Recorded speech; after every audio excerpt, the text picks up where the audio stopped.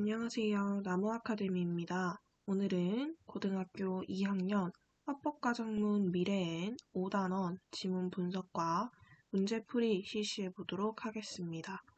먼저 1단원에 해당하는 호소력 있게 연설하기, 지문 분석과 문제풀이 진행해 보겠습니다. 출제 유형 베스트입니다. 먼저 연설에 사용된 설득 전략과 표현 전략을 묻는 문제가 주로 출제되었습니다.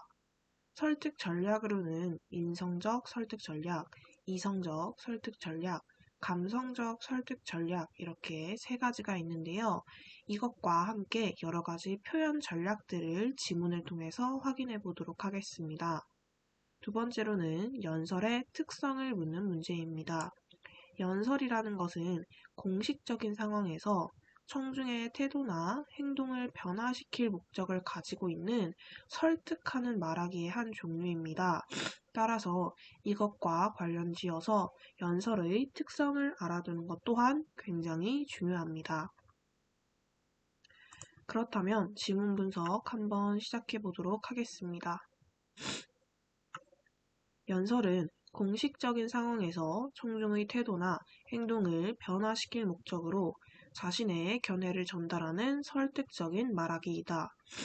연설의 화자는 다수의 청중을 설득해야 하므로 다양한 설득 전략과 표현 전략을 효과적으로 사용하는 것이 매우 중요하다. 여기에서는 연설의 개념이 등장했는데요. 일단 연설이라는 것은 공식적인 상황에서 태도나 행동을 변화시킬 목적을 가지는 설득적인 말하기이다. 이렇게 이야기를 하고 있습니다. 그렇다면 아까 말씀드렸던 연설의 설득 전략 세 가지 한번 살펴보도록 하겠습니다. 연설에서 화자가 활용할 수 있는 설득 전략은 인성적, 이성적, 감성적 설득 전략의 세 가지로 나누어 볼 수 있다. 이는 화자가 청중을 설득하는 데 활용하는 자원에 따라 설득 전략을 구분한 것이다. 인성적 설득 전략은 화자의 인성적 측면에, 이성적 설득 전략은 연설의 논리적 측면에, 감성적 설득 전략은 청중의 감성적 측면에 호소하여 청중을 설득하고자 하는 전략이다. 여기에서는 각각 인성적 설득 전략은 화자의 인성적 측면에 힘입어서, 이성적 설득 전략은 화자의 연설의 논리적 측면에 의해서, 감성적 설득 전략은 청중의 감성적 측면에 호소해서 청중을 설득하고자 하는 전략이다 라고 이야기를 하고 있습니다. 그렇다면 각각의 설득 전략들을 조금 더 자세하게 살펴보도록 하겠습니다. 청중을 설득하기 위해 화자의 인성적 자원을 효과적으로 활용하는 전략이다. 청중이 화자를 어떤 사람으로 인식하느냐에 따라 연설에 공감하는 정도가 달라지기 때문에 성공적인 연설을 위해서는 화자의 공신력, 즉 화자에 대한 청중의 신뢰감을 높이는 것이 중요하다. 화자의 공신력이란 청자가 화자에게 느끼는 이미지나 태도로서 화자를 믿게 하거나 믿지 않게 만드는 요인을 말한다. 여기에서는 인성적 설득 전략에 대한 이야기를 먼저 해주고 있습니다. 인성적 설득 전략은 아까 말씀드렸듯이 화자의 인성적 측면을 효과적으로 활용하는 전략인데요. 이것에 따라서 연설에 공감하는 정도가 달라지기 때문이다 라고 이야기를 하고 있습니다. 즉, 성공적인 연설을 위해서는 화자의 공신력이라는 것이 중요한데 화자의 공신력이라는 것은 청자가 화자에게 느끼는 이미지나 태도로서 화자를 믿게 하거나 믿지 않게 만드는 요인을 의미합니다. 따라서 화자의 품성, 연설 내용의 전문성, 공감대 형성, 준언어적, 비언어적 표현 등으로 화자의 공신력을 높일 수 있습니다. 그렇다면 그 인성적 설득과 관련된 사례 하나를 보도록 하겠습니다. 여기에서 보시면 한진우라는 사람의 연설을 확인해 보실 수 있는데요. 가장 먼저 자신이 직접 경험했던 사실을 전달하면서 화자의 공신력을 높이고 있다라는 것을 확인해 보실 수 있고, 자신이 이 대학교를 먼저 졸업한 선배라는 신분을 강조함으로써 공신력을 높이고 있음을 확인할 수 있습니다. 이 연설의 화자는 새로운 생활을 앞둔 졸업생들에게 두려움에 위축되지 말고 계속 도전하라고 설득하고 있다.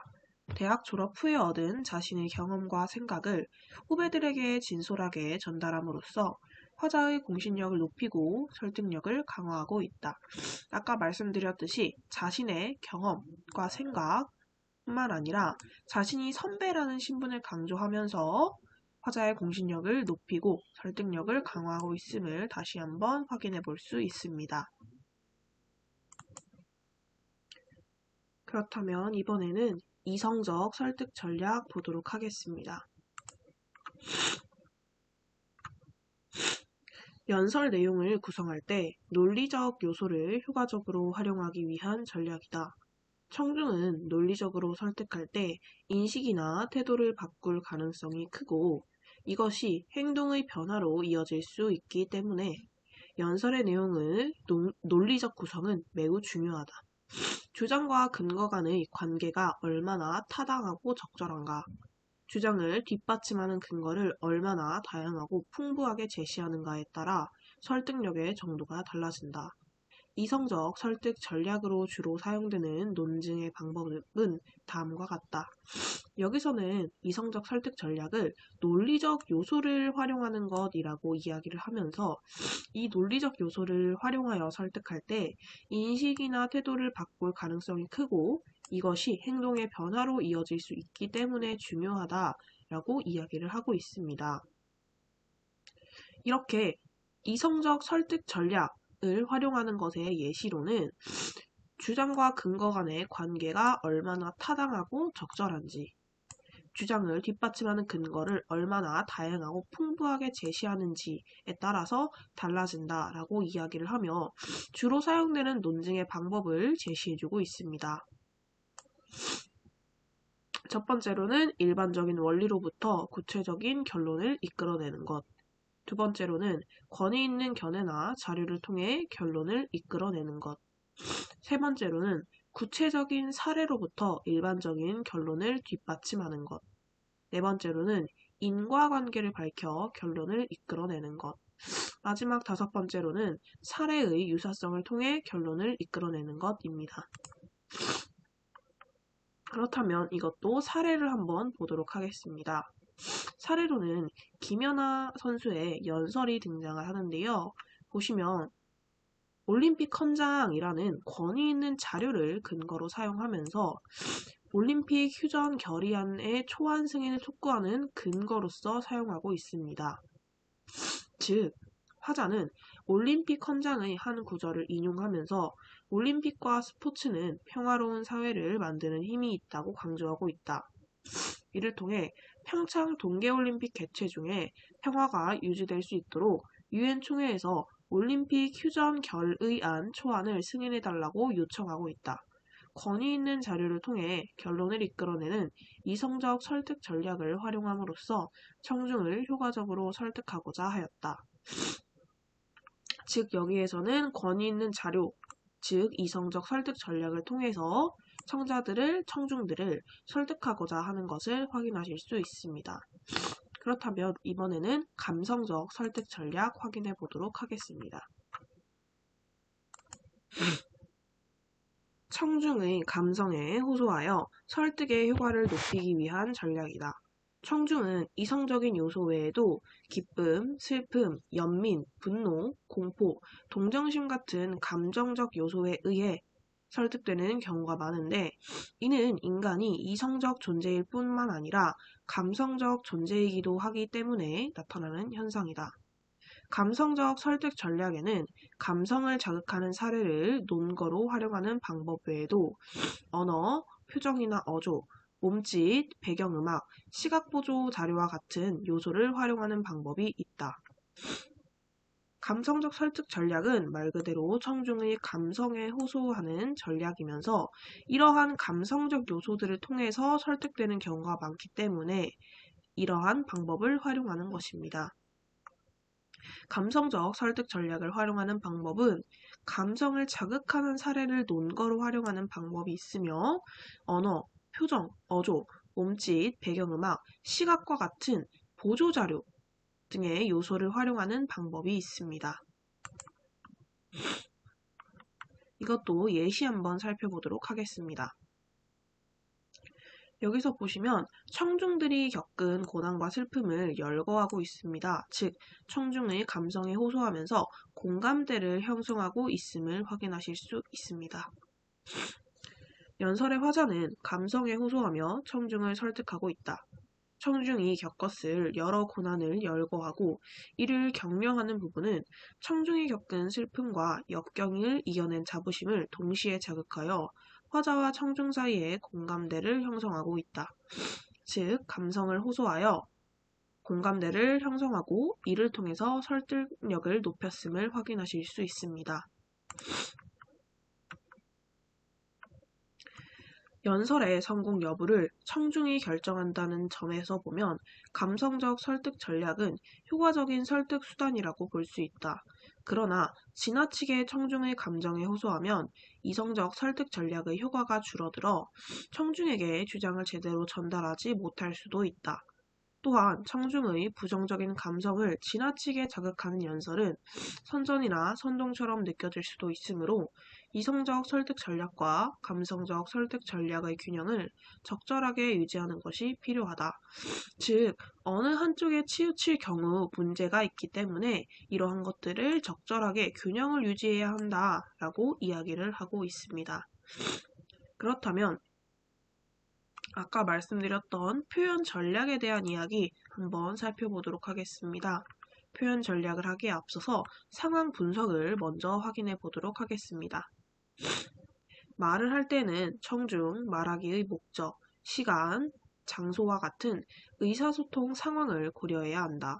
누구에게, 왜, 언제, 어디에서 말을 하느냐에 따라 말의 내용과 표현이 달라질 수 있기 때문이다.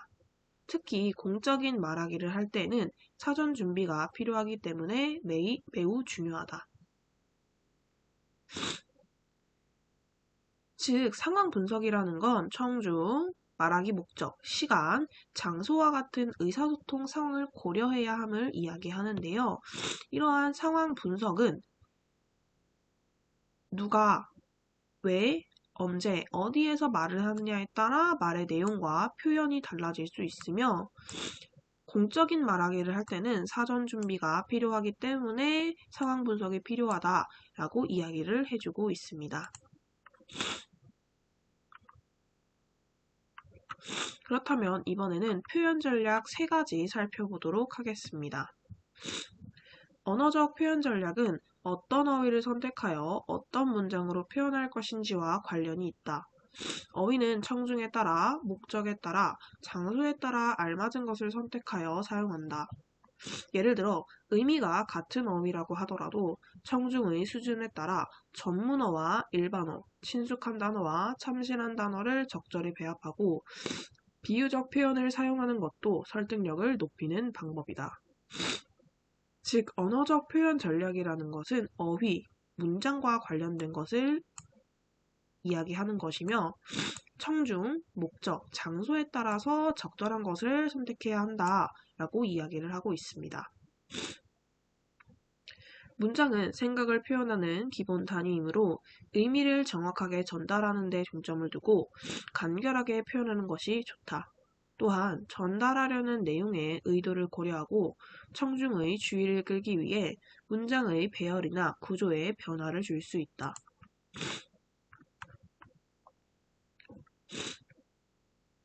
여기에서는 유사한 문장 표현을 반복하여 자신의 주장을 강조하는 사례가 등장을 하는데요.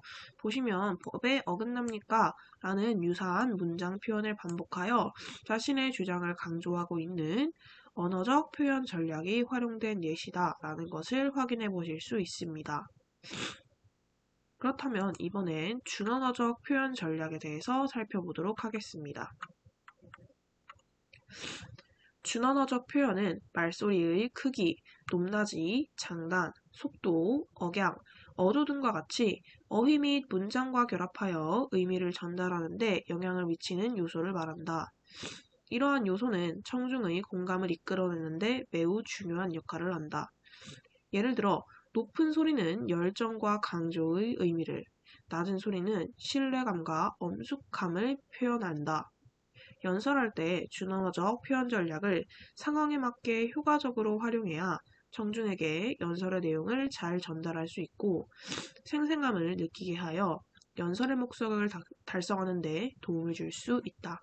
즉, 준언어적 표현이라고 하는 것은 어휘 및 문장과 결합하여 의미를 전달하는 데 영향을 미치는 요소를 말하며 이러한 것을 효과적으로 활용해야 청중에게 연설의 내용을 잘 전달할 수 있고 생생함을 느끼게 하여 목적을 달성하는 데 도움을 줄 수 있다. 이렇게 이야기를 하고 있습니다. 그렇다면 마지막 표현 전략인 비언어적 표현 전략 한번 살펴보도록 하겠습니다. 비언어적 표현이란 표정, 시선, 손짓, 몸짓, 옷차림 등과 같이 의미를 전달하는 데 활용할 수 있는 수단 중 언어적, 준언어적 요소를 제외한 것을 말한다. 이 밖에 여러 가지 시각 보조 자료도 비언어적 표현 전략으로 활용할 수 있다. 비언어적 표현 전략을 상황에 맞게 적절히 활용하면 화자의 자신감과 역동성을 표현하여 청중에게 신뢰감을 주고 많은 말보다 더 효과적으로 설득력을 얻을 수도 있다. 즉, 비언어적 표현 전략이라는 것은 결국 언어적, 준언어적 요소를 제외한 것을 이야기를 하며 이를 통해서 신뢰감을 주고 말보다 더 효과적으로 설득할 수 있다라는 효과까지 이야기를 해주며 마무리하고 있습니다.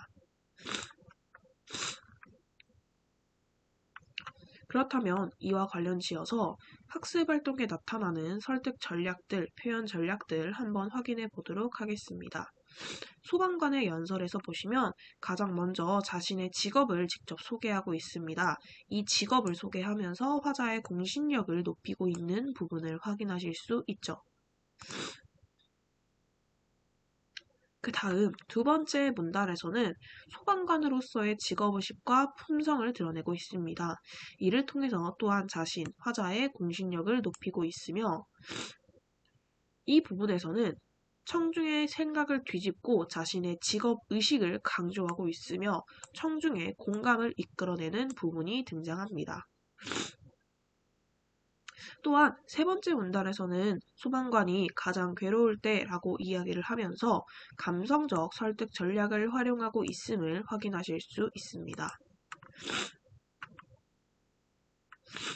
네 번째 문단에서는 자신이 했던 경험 그리고 전문성을 드러내며 자신의 공신력을 높이고 있는 부분을 확인할 수 있고 다섯 번째 문단에서는 누구나 응급 환자가 될 수 있다는 불안감을 상기시켜서 공감을 얻는 감성적 설득 전략을 활용하고 있는 부분을 확인하실 수 있습니다. 또한 마지막 문단 부분에서는 청중을 영웅에 비유하며 존중하는 태도를 드러내는 부분을 확인하실 수 있고 청중에게 요청하는 행동을 구체적으로 제시하며 연설의 목적을 드러내고 있음을 확인하실 수 있습니다. 또한 마지막으로 구조활동에 도움을 달라는 요청을 영웅이 되어달라라는 비유적인 표현을 통해서 확인하고 있습니다. 마지막 닉 부이치치 연설도 확인하실 수 있는데요. 닉 부이치치 연설의 주장과 근거를 확인해 보자면 주장은 실패하고 좌절해도 절대 포기하지 말고 자신의 장점에 집중하며 꿈을 이루기 위해 노력하자라는 것이며 근거는 여기서 살펴볼 수 있듯이 5가지를 이야기할 수 있습니다. 또한 이 연설에 드러난 표현 전략도 확인해 볼 수 있는데요. 표현 전략은 어휘 측면과 문장 측면, 그 다음 준언어적 표현과 비언어적 표현에 활용돼서 이야기를 해볼 수 있습니다. 어휘 측면에서는 한국어로 인사하여 청중과의 거리감을 좁히고 있고 청중인 청소년들을 고려하여 그들이 이해하기 쉬운, 즉 익숙한 소재를 예로 들고 이해하기 쉬운 말로 설명하고 있는 것을 확인하실 수 있습니다. 두 번째로 문장 측면에서는 자신이 들었던 부정적 의미의 말들을 나열하여 힘들었던 과거의 경험을 효과적으로 표현하고 있으며 유사한 문장 구조를 반복하며 주제를 강조하고 있습니다.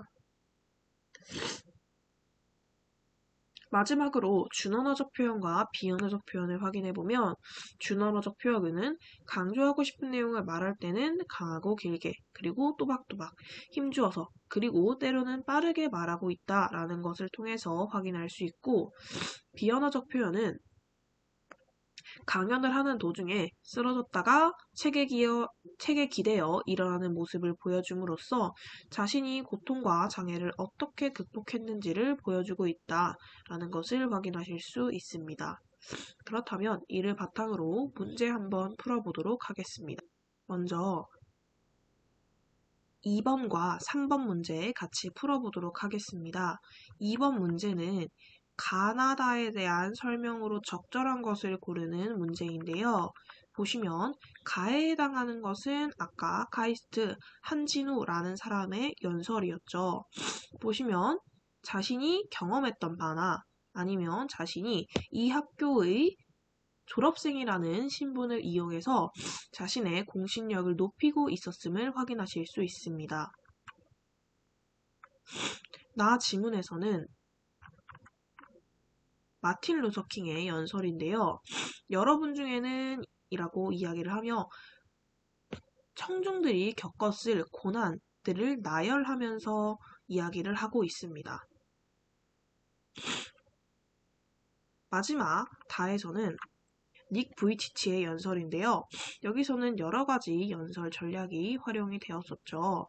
이 부분은 문제를 통해서 확인을 한번 해보도록 하겠습니다. 다는 나와 달리 자신이 경험한 사건을 근거로 내세우고 있다. 자, 가에서는 자신이 겪었던 미국 생활에 대한 경험이 등장하지만 다에서 자신의 경험이 직접적으로 제시되는 것은 아닙니다. 따라서 기억은 적절하지 않습니다. 나는 다와 달리 청중의 경험을 상기시키며 감성에 호소하고 있다. 아까 말씀드렸듯이 청중들이 경험했을 법한 고난과 같은 것을 이야기하고 있다고 했죠. 따라서 이를 통해 청중의 경험을 상기시키며 감성에 호소하고 있다라고 볼 수 있습니다. 다는 가와 달리 사례의 유사성을 통해 결론을 이끌어내고 있다. 나에서는 시련과 고난을 받은 여러 유사한 사례가 드러나죠. 하지만 다에서는 닉 부이치치에 대한 이야기가 드러날 뿐 다양한 여러 사례가 드러나지는 않습니다. 따라서 디귿 적절하지 않네요. 가나다 모두 청중에게 제시하는 바를 직설적으로 제시하고 있다. 가에서는 확인해 보시면 졸업생 여러분, 여러분이 대학에서 받은 교육이나 실습은 분명 세계 최고 수준의 것임을 의심하지 마십시오. 라는 부분을 통해서 자신이 주장하는 바를 직설적으로 드러내고 있음을 확인할 수 있고 나 부분에서는 아무 잘못도 하지 않고 받는 고통은 반드시 보상받을 것이라는 신념을 지니고 계속 활동합시다. 즉, 계속 활동하자라는 자신의 주장을 직설적으로 드러내고 있죠. 또한 다에서는 나부터 더 많은 사람을 사랑하세요. 즉, 한국에서 더 많은 사랑을 보고 싶기 위해서는 자신을 더 많이 사랑해라. 자신이 더 많이 사랑을 나눠라. 라는 이야기를 하고 있습니다. 따라서 가나다는 모두 직설적으로 제시하고 있네요. 따라서 정답은 3번 체크해 주시면 되겠습니다. 이번에는 3번 한번 풀어보도록 하겠습니다. 위 연설자의 말하기 방식으로 가장 적절한 것은 위 연설자는 아까 살펴보았듯이 소방관인데요. 1번 보도록 하겠습니다. 소방관의 역할에 대해 일반인이 오해하기 쉬운 부분을 짚어주어 소방관의 상세한 업무를 안내하고 있다. 이 부분에서 소방관의 역할에 대해 오해하기 쉬운 부분이 드러나는 것은 없었죠. 2번. 소방관에 대한 일반인들의 인식이 어떻게 변화하였는지 잘 드러나도록 기존의 인식과 견주어 말하고 있다. 최근 인터넷에서 사진이 퍼지면서 소방관 앞에 어떠한 수식어가 새롭게 붙고 있다라는 것을 이야기하고 있지만 이를 일반인의 인식이 어떻게 변화했는지 기존의 인식과 견주어서 말하고 있는 것은 아니죠. 3번. 인과관계를 밝혀 결론을 도출하는 논증 방법을 사용하여 구조활동에 대한 청중의 참여를 요청하고 있다.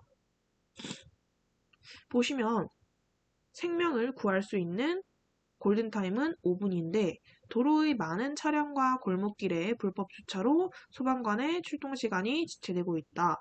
또한 응급 상황이 아닌 일로 119를 누르는 사람이 많다. 라 같은 근거를 통해서 결론적으로 여러분들이 도와주셔야 소방관의 일을 잘 할 수 있다라는 결론을 도출해내고 있죠. 따라서 3번이 가장 적절하다라고 볼 수 있겠습니다. 그렇다면 연설의 특성과 관련지어서 마지막 19번 한번 풀어보도록 하겠습니다. 19번입니다. 연설의 특성으로 적절한 것을 보기에서 고른 것은 연설의 성공 여부는 청중에 의해 결정된다. 연설은 결국 청중의 행동이나 태도를 변화시키고자 하는 설득적인 말하기이기 때문에 청중의 태도가 변화했는지와 관련해서 성공 여부가 결정된다라고 볼 수 있습니다. 화제에 대해 화자와 이해관계가 얽힌 사람들을 예상 청중으로 한다. 연설은 누구나 예상 청중이 될 수 있죠. 말을 할 때에는 장소뿐만 아니라 시간적 상황도 고려해야 한다. 말을 하는 시간뿐만 아니라 장소 등 여러 가지를 고려했어야 했죠. 따라서 적절합니다. 공적인 말하기로서 화자와 청중이 같은 공간에 있을 때만 이루어진다. 연설은 공적인 말하기가 맞지만 화자와 청중이 꼭 같은 공간에 있을 때만 이루어지는 것은 아닙니다. 예를 들어 TV를 보고 있는 상황에서도 연설이 이루어질 수 있죠. 화자의 표정이나 손짓, 옷차림 등 준언어적 표현이 의미 전달에 영향을 미친다.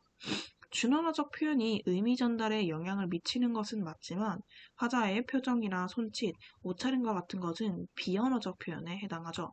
따라서 정답은 1번 체크해 주시면 되겠습니다. 그럼 지금까지 1단원 지문 분석과 문제풀이 해보았고 이번에는 2단원 지문 분석과 문제풀이 해보도록 하겠습니다.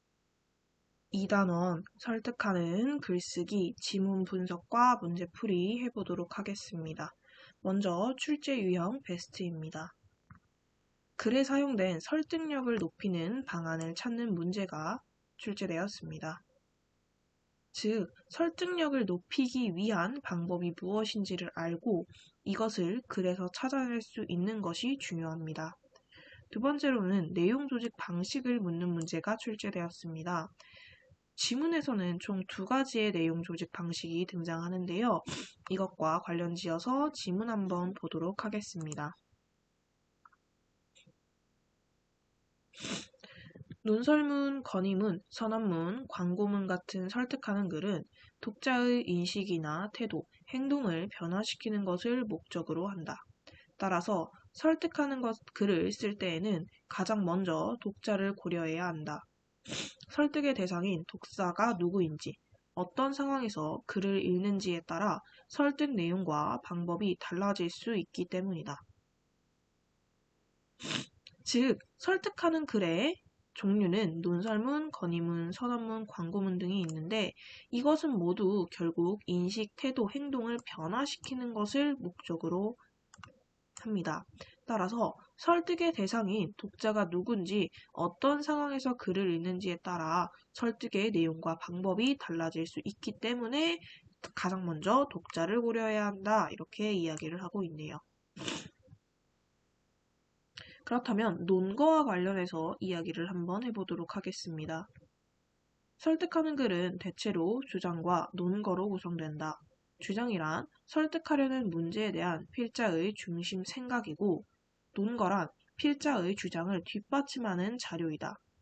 논거 없이 주장만 반복하거나 독자가 수용하기 어려운 논거를 제시하는 글은 설득력을 얻기 어렵다.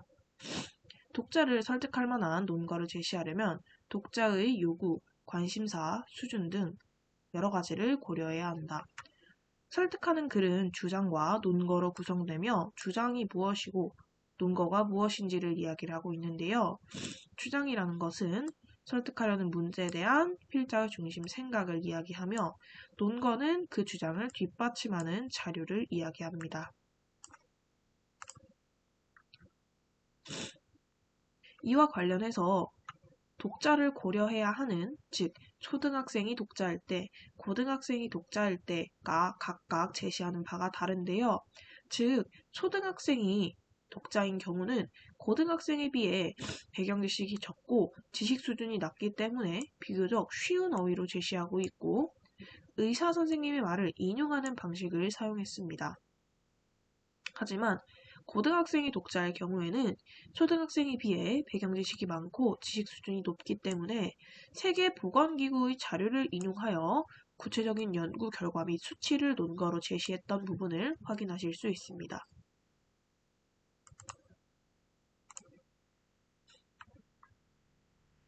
이 두 글은 같은 주장으로 초등학생과 고등학생을 설득하고 있다. 독자가 지니고 있는 배경 지식과 지식 수준이 다르다는 점을 고려해 초등학생 독자에게는 쉬운 말로 표현된 전문가의 의견을, 고등학생 독자에게는 구체적인 연구 결과와 세균의 특징을 논거로 제시하였다. 독자를 고려하여 논거를 수집했다면 그 논거들이 신뢰성, 타당성, 공정성의 요건을 갖추고 있는지 판단해야 한다. 논거로 수집한 어떤 사실이나 의견의 출처가 믿을 만한지, 그 내용이 보편적으로 인정할 만한지, 편파적이지는 않은지를 판단해 보아야 한다는 것이다. 즉, 여기서는 논거를 판단하는 기준이 등장을 하는데요. 신뢰성, 타당성, 공정성 이 세 가지를 고려하여 논거가 적절한지를 판단해야 한다는 것입니다. 밑에 사례가 하나 등장을 하는데요.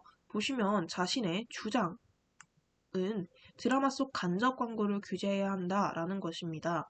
이 주장을 뒷받침하기 위해서 과도한 간접 광고 때문에 드라마 시청을 포기하게 되었다라고 이야기를 하고 있는데, 이 부분에 대한 신뢰성, 타당성이 드러나지 않죠. 즉, 주장을 제대로 뒷받침하지 못하고 있음을 확인하실 수 있습니다.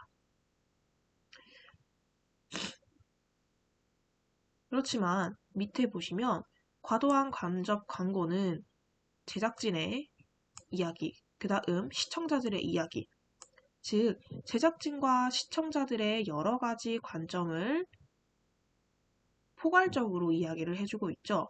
따라서 공정성을 확보했다라고 볼 수 있습니다. 이 글의 필자는 간접 광고가 제작진과 광고주 모두에게 악영향을 미친다는 논거를 제시하고, 이 주장을 둘러싼 여러 사람의 입장을 고려하여 논거의 공정성을 확보하고자 했다. 하지만 많은 사람이 간접 광고 때문에 드라마와 시청을 포기했다는 논거는 이를 뒷받침하는 자료를 제시하지 못했기 때문에 신뢰성을 확보하지 못했다. 신뢰성, 타당성, 공정성을 지닌 논거를 하나만 사용할 때보다 여러 가지 논거를 다양하고 풍부하게 제시할 때 글의 설득력은 더욱 높아진다. 예를 들어 자전거를 탈 때는 헬멧을 사용하자라고 주장할 때 자전거 사고 중 70% 이상이 머리 부상으로 이어진다라는 논거를 하나만 제시할 때보다 지난 3년 동안 헬멧을 쓰지 않고 자전거를 타다 500여 명이 머리를 심하게 다쳤다. 2016년에 발표된 국제부상방지회의 보고서에 따르면 자전거 헬멧을 사용한 경우 머리 부상의 위험이 69%까지 감소한다 등의 논거를 제시할 때 독자를 더 효과적으로 설득할 수 있다. 즉 여기서 다시 한번 신뢰성, 타당성, 공정성이라는 기준을 사용해야 하며 이것을 지닌 논거들을 다양하고 풍부하게 제시할 때 글의 설득력이 더욱 높아진다라고 이야기를 해주고 있습니다. 그렇다면 이번에는 내용 조직 방식을 한번 살펴보도록 하겠습니다. 설득하는 글을 쓸 때 효과적으로 사용할 수 있는 글의 논거 조직 방식으로는 문제 해결형과 동기화 단계형을 들 수 있다.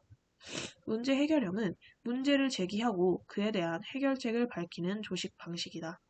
어떤 문제의 원인을 밝히고 해결 방안을 제시하여 독자를 설득하는 데 적합하다. 즉, 문제 해결형은 총 4가지 단계로 이루어지는데요. 첫 번째로는 문제의 범위와 심각성 제기, 두 번째로는 문제 발생 원인 규명, 세 번째로는 해결 방안 제시, 네 번째로는 기대 요과입니다. 동기화 단계형은 독자들의 다양한 요구와 필요를 만족시키고 마음을 움직이게 하는 방식으로 논거를 제시하여 독자를 설득하는 조직 방식이다. 이번에는 동기화 단계형이 등장하는데요. 아까 4단계였던 것과 달리 동기화 단계형은 총 5단계로 이루어져 있습니다. 첫 번째로는 독자의 주의 환기, 두 번째로는 문제를 독자와 관련지어서 독자의 요구를 자극, 세 번째로는 해결 방안 제시하여서 만족을 이끌어냄, 네 번째로는 효과를 묘사하여 독자의 욕망을 강화, 마지막으로는 구체적인 특정 행동 요구 총 5단계로 이루어집니다. 즉, 설득하는 글을 쓸 때 방금 봤던 5단계의 동기화 단계형이라던가 4단계가 들어가 있는 문제 해결형과 같은 방식을 취한다면 조금 더 설득의 효과를 높일 수 있음을 이야기하고 있는 부분입니다. 이번엔 설득 전략의 활용을 한번 살펴보도록 하겠습니다. 설득을 목적으로 하는 의사소통은 인성적, 이성적, 감성적 측면의 설득 전략을 활용하는데 특히 설득하는 글을 쓸 때는 이성적 전략과 감성적 전략을 적극적으로 활용한다. 물론 이러한 설득 전략을 활용할 때도 장문 맥락, 즉 주제, 목적, 독자, 매체 등을 고려해야 한다. 여기서 보시는 인성적, 이성적, 감성적 그리고 이러한 설득 전략은 앞서 1단원에서 학습을 이미 했었죠. 또한 이성적 전략과 감성적 전략을 적절하게 활용하는 것이 중요하다라는 말도 앞에서 해드렸습니다. 따라서 5-2단원은 1단원과 굉장히 밀접한 관련이 있기 때문에 1단원의 내용을 잘 학습하고 오는 것이 굉장히 중요합니다. 독자에게 이성적 전략과 감성적 전략 중 어떤 전략이 더 효과가 있을지 생각해 보았을 때 이성적 전략이 더 유리하다면 논거를 선정하고 조직할 때 글의 논리성과 타당성을 강조하는 것이 좋다. 개념을 논리적으로 설명하거나 전문가의 발언, 통계자료 등을 인용하여 독자를 논리적으로 설득하는 것이다.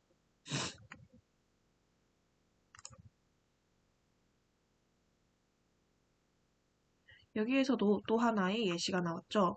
보시면 일단 맨 앞에 신뢰성 있는 공식 통계 자료를 통해서 신뢰성을 획득하고 있음을 이야기하고 있고 두 번째로는 전문가의 발언을 논거로 활용해서 신뢰성을 획득하고 있습니다. 즉 각각의 논거로 제시한 2가지가 모두 신뢰성 있는 기관과 신뢰성 있는 사람에 대한 이야기를 활용을 하였죠. 그리고 이를 통해서 자신의 주장을 뒷받침하고 있기 때문에 이성적 설득 전략이 활용되었다라고 볼 수 있는 것입니다. 이 글의 필자는 공식 통계자료, 전문가의 발언을 논거로 활용하여 대중교통을 이용하는 임산부들에게 배려가 필요하다고 주장한다.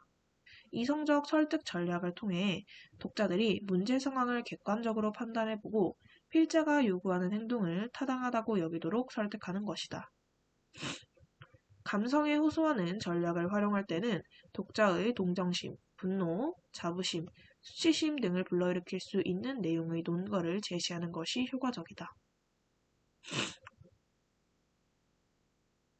이 사례는 임산부들의 실제 말을 논거로 제시하면서 독자가 임산부의 고충에 공감하게 하도록 하는 감성적 설득 전략을 통해서 자신의 주장을 뒷받침하고 있는 부분입니다. 이 글은 대중교통을 이용하는 임산부의 실제 말을 논거로 사용하여 독자가 임산부의 고충에 공감하도록 감성적 전략을 활용하고 있다. 독자의 감성에 호소하는 논거를 효과적으로 활용하면 때로는 여러 논리적 설명이나 객관적 자료보다 더 큰 설득력을 얻기도 한다. 설득 전략은 어느 하나만을 활용하는 것보다 글의 주제, 목적, 독자를 고려하여 여러 전략을 적절히 활용하는 것이 효과적이다.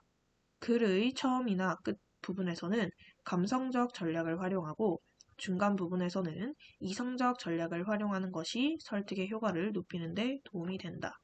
즉, 여러 전략을 적절하게 혼합하여 사용하는 것이 중요하다라는 이야기를 하고 있습니다. 그렇다면 이번에도 학습활동에 있는 지문들 확인해 보도록 하겠습니다.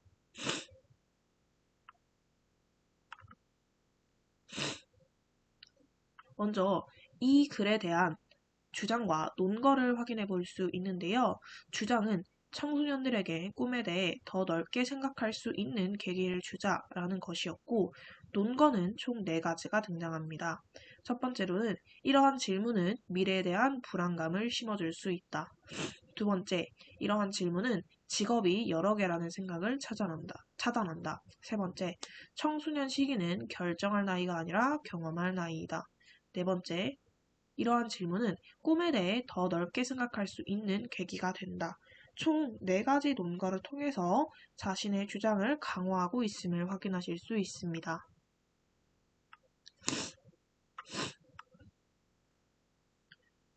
또한 근거 자료의 신뢰성, 타당성, 공정성을 판단해 볼 수 있는데요. 신뢰성이 있는 부분, 없는 부분, 타당성이 있는 부분, 없는 부분, 그 다음 공정성이 없는 부분 이렇게 나뉘어 볼 수 있는데요. 먼저 2013년 청소년 폭력 예방 재단에서 시행한 설문조사 결과와 자신이 직접 경험한 일을 제시하기 때문에 신뢰성을 준다라고 볼 수 있지만 근거 자료로 든 설문조사 결과가 구체적으로 제시되어 있지는 않아서 신뢰감을 주기는 어렵다라고 볼 수 있습니다. 또한 청소년들이 대부분 많이 듣는 질문과 관련이 있는 것이기 때문에 청소년들에게 보편적으로 적용할 만한 대상이다 라는 타당성이 있지만 이러한 질문에 대해서 필자와 다른, 쉽게 말해서 부정적인 입장을 취한 필자와는 달리 긍정적인 입장을 취한 청소년들도 있을 수 있기 때문에 보편적으로 인정하기는 어렵다라고 볼 수도 있습니다. 또한 마지막으로 공정성과 관련지어서 넌 커서 뭐가 될래? 라는 질문을 하는 선배나 어른들의 의도를 너무 부정적인 쪽으로만 해석하고 있어 공정성이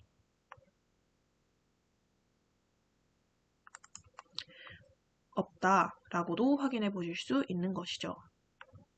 마지막으로 두 번째 작품인 이칠 권리에 대한 이야기를 한번 해보도록 하겠습니다. 이칠 권리에 대한 글은 먼저 주장이라는 것은 이칠 권리를 보장해야 한다. 또한 논거로서는 이칠 권리의 개념과 제3자 검색으로 취업 성장에 장애를 받을 수 있다라는 내용의 뉴스를 확인할 수 있는데요. 일단 개념을 통해서는 이칠 권리의 개념을 제시하고 이와 관련된 논란을 간략하게 정리하여 제시할 수 있습니다. 또한 제3자 검색으로 취업, 성장에 장애를 받을 수 있다라는 내용은 과거의 부정적 게시물을 제3자가 검색하게 되었을 때 취업이나 학교생활, 성장에 걸림돌이 될 수 있다라는 것을 근거로 활용할 수 있습니다. 이렇게 수집한 논거를 조직하기 위한 방식으로는 동기화 단계형을 사용할 수 있고 그 이유로는 인터넷상의 글쓰기가 일상화된 독자들이 언젠가 직면하게 된 문제가 될 수 있기 때문에 독자의 요구와 필요를 만족시키고 마음을 움직이게 하는 동기화 단계형을 선택해서 활용할 수 있다라고 보실 수 있겠습니다. 그렇다면 이를 바탕으로 이번에도 문제 한번 풀어보도록 하겠습니다. 먼저 2번 문제 풀어보도록 하겠습니다. 2번은 가와 나에 대한 설명을 묻는 문제인데요. 가에서도 그리고 나에서도 똑같이 임산부 배려석에 대한 이야기를 하고 있는 부분입니다. 그렇지만 가에서는 임산부의 인터뷰 결과 내용을 바탕으로 감성적 설득 전략을 활용하고 있는 글이었고, 나에서는 인구보건복지협회라던가 이땡땡 박사의 발언을 이용한, 즉 이성적 설득 전략을 사용하고 있는 지문이었습니다. 가와 나는 모두 임산부 배려성의 필요성을 주장한다. 임산부 배려석은 이미 마련되어 있는 것이죠.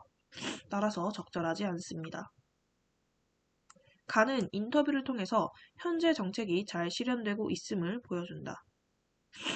인터뷰를 통해서 현재 정책이 잘 실현되어 있지 않고 임산부가 힘들어하는 모습, 즉 고충을 드러내고 있음을 확인하실 수 있습니다. 나는 전문가의 견해를 인용하면서 독자의 만족을 이끌어낸다. 나에서는 전문가의 견해를 인용하는 것은 맞지만 이를 통해서 독자의 만족을 이끌어낸다 라고 볼 수는 없습니다. 가와 달리 나는 구체적인 통계 자료를 제시해 신뢰성을 높인다. 가에서는 통계 자료가 드러나지 않지만 나에서는 아까 말씀드렸듯이 인구보건복지협회의 설문조사와 같은 통계 자료가 제시되고 있죠.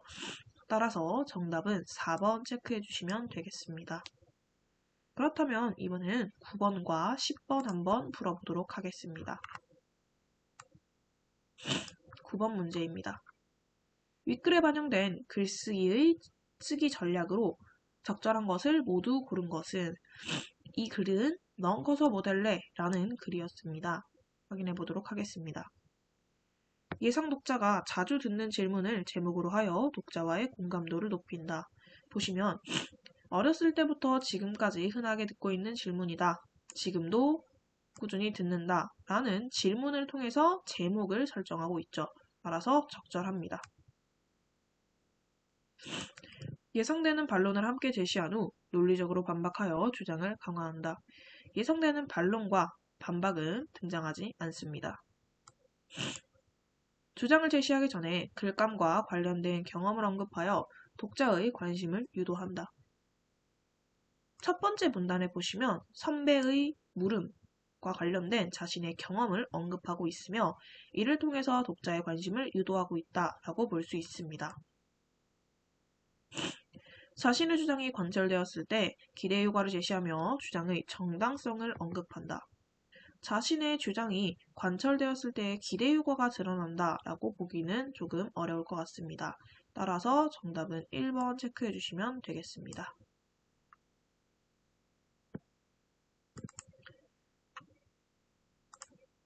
마지막 10번 문제 보도록 하겠습니다. 윗글을 읽은 학생의 반응으로 적절하지 않은 것은 1번, 여러 측면에서 해결 방안을 제시한다면 논거의 공정성을 확보할 수 있겠군.